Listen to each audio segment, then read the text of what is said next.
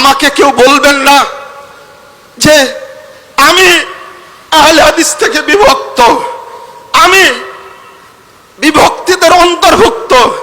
যারা আহলে হাদিস সারা পৃথিবীতে, বাংলাদেশে, আমি তাদেরই অন্তর্ভুক্ত।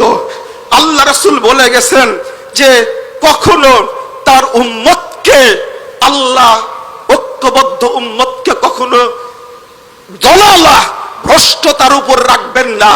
আহলে হাদিসরা ঐক্যবদ্ধ, সালাফিরা ঐক্যবদ্ধ। আল্লাহ যেন আমাদেরকে তাদের মধ্যে অন্তর্ভুক্ত করে নেন। যদি শেখ আলবানীর মতো মুহাদ্দিস, যিনি 800 বছর পর আগমন করে, তিনি যদি বলতে পারেন হাশারাল্লাহু মাআহুম, আল্লাহ যেন আমাদেরকে তাদের অন্তর্ভুক্ত করেন। আজকে আহলে হাদিস ভাইদেরকে বলবো, সারা বাংলাদেশে একজন আহলে হাদিস যেন, আমরা যেন বিভক্তি অবস্থায় না থাকি, সবাই যেন ঐক্যবদ্ধ থাকে। আল্লাহ তুমি কবুল করো।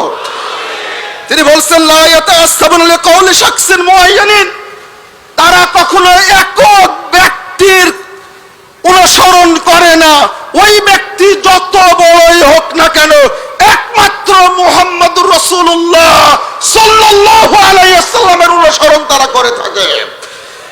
ইন্নাহুম ইয়াতাআসসাবুনা লিআকওয়ালিনা আইয়্যিমাতিহিম, অন্যান্য যত দল এবং ফিরকা আছে তারা নিজ নিজ ইমামদের কথা মানে, কিন্তু আহলে হাদিসগণ ইয়াতাআসসাবু আহলুল হাদিস লিআকওয়ালি নবিয়িহিম, কিন্তু আহলে হাদিসগণ কেবল তাদের নবীর বক্তব্যকে গ্রহণ করে থাকেন। এরপরে তিনি বলছেন ফালা আযাবা বাদা হাযাল বায়ান, আমি যে বক্তব্য দিলাম এইটাতে আশ্চর্য হওয়ার কিছু নাই। আইয়াকুনা আহলুল হাদিস হুমুত তাইফাতুল যাহিরা ওয়াল ফিরকাতুন নাজিয়া বাল ওয়াল উম্মাতুল ওয়াসাত আশ-শুহাদা ওয়ালাল খালক।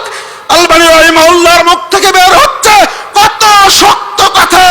আহলে হাদিসগণই হলেন বিজয়ী কাফেলা, তারাই মুক্তিপ্রাপ্ত দল, বরং তারাই হলো শ্রেষ্ঠ উম্মত। কাল কিয়ামতের মাঠে সমস্ত উম্মতের পক্ষ থেকে আল্লাহর সামনে আহলে হাদিসগণই নবীর পক্ষে সাক্ষী দান করবে। বন্ধুরা আমার,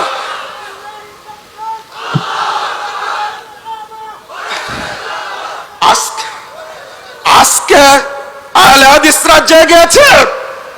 আজকে বাংলাদেশ জমিয়ত আহলে হাদিসের এই কেন্দ্রীয় সম্মেলন থেকে স্পষ্ট ভাষায় বলতে চাই, আগামী দিনে যেন আহলে হাদিস ভাইরা এমনটাই ঐক্যবদ্ধ হতে পারেন, আগামী দিনে সর্বত্র যেন কোরআন এবং সহিহ হাদিসের বার্তা যেন সেই জায়গায় পৌঁছে যায়। প্রশাসন যেন জানতে পায়, গোয়েন্দা ভাইরা যেন জানতে পায়।